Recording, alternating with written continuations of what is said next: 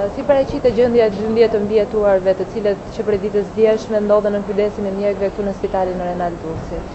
Pas u lanë në gjendje të stabilizuar, që nga dje me masat e marrë të menjëhershme nga stafi mjekësor dhe njësia psikosociale, sot në rikontrollin e ditës sotme, të 12 mbijetuarit janë në gjendje të mirë shëndetësore.